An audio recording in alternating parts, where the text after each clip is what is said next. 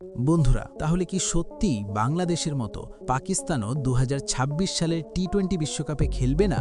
এই প্রশ্নটাই এখন গোটা ক্রিকেট দুনিয়াকে নাড়িয়ে দিয়েছে। কারণ ৭ই ফেব্রুয়ারি থেকে শুরু হতে যাওয়া টি-20 বিশ্বকাপ ২০২৬ নিয়ে আইসিসির একের পর এক সিদ্ধান্ত পরিস্থিতিকে ক্রমশ জটিল করে তুলেছে। বাংলাদেশকে হঠাৎ করে বিশ্বকাপ থেকে বাদ দেওয়া, তাদের জায়গায় স্কটল্যান্ডকে সুযোগ দেওয়া, এই সিদ্ধান্তের পর থেকেই আন্তর্জাতিক ক্রিকেটে শুরু হয়েছে বড়সড় বিতর্ক।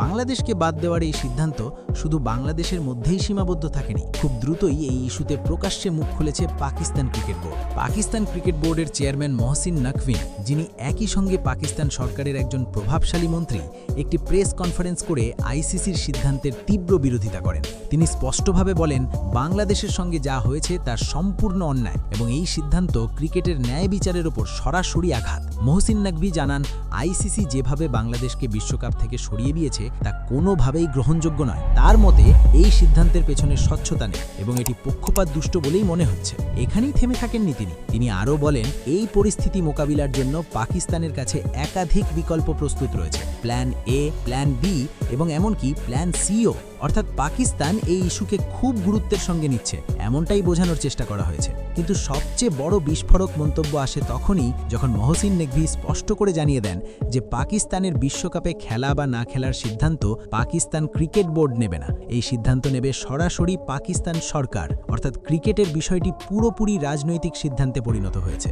তিনি বলেন, পাকিস্তানের প্রধানমন্ত্রী চূড়ান্তভাবে ঠিক করবেন পাকিস্তান দল ২০২৬ সালের টি-20 বিশ্বকাপে অংশ নেবে কিনা। বর্তমানে পাকিস্তানের প্রধানমন্ত্রী বিদেশ সফরে রয়েছেন। তিনি দেশে ফিরে এলে তবেই এই বিষয়ে চূড়ান্ত সিদ্ধান্ত নেওয়া হবে। সেই সিদ্ধান্ত প্রথমে পাকিস্তান ক্রিকেট বোর্ডের কাছে যাবে এবং তারপর তা আইসিসিতে জানানো হবে। অর্থাৎ আপাতত পুরো বিষয়টি অনিশ্চয়তার মধ্যেই ঝুলে রয়েছে। এই ঘটনার আরেকটি বড় দিক হল পাকিস্তান ও বাংলাদেশের বর্তমান সম্পর্ক।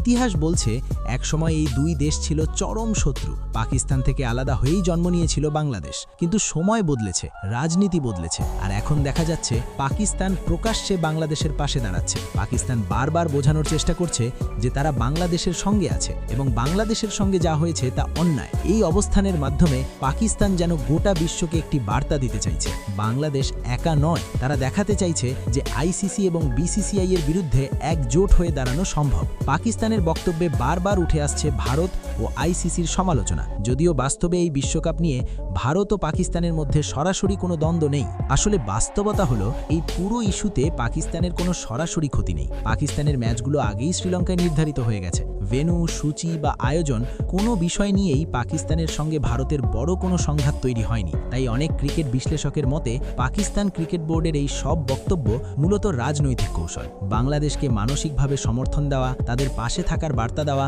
এবং একই সঙ্গে আইসিসি ও বিসিসিআই এর উপর চাপ সৃষ্টি করাই এই বক্তব্যগুলোর আসল উদ্দেশ্য।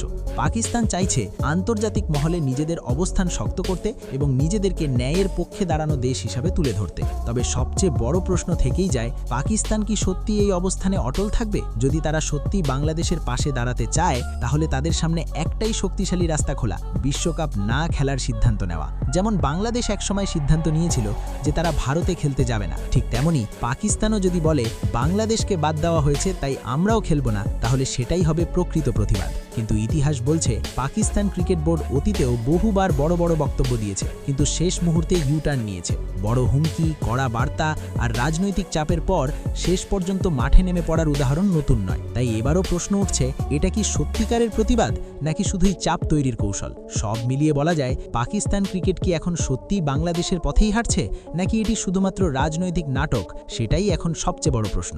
আইসিসি এবং বিসিসিআইকে যে বার্তা দেওয়া হয়েছে তার বাস্তব রূপ আদৌ দেখা যাবে কিনা, সেটাই এই পুরো ঘটনার শেষ অধ্যায় লিখবে। এখন আপনাদের মতামত জানতে চাই, আপনার কি মনে হয় পাকিস্তান কি সত্যি ২০২৬ সালের টি-20 বিশ্বকাপ খেলবে না, নাকি শেষ মুহূর্তে ইউটার্ন নিয়ে চুপচাপ মাঠে নেমে পড়বে? কমেন্ট করে আপনার মতামত অবশ্যই জানাবেন।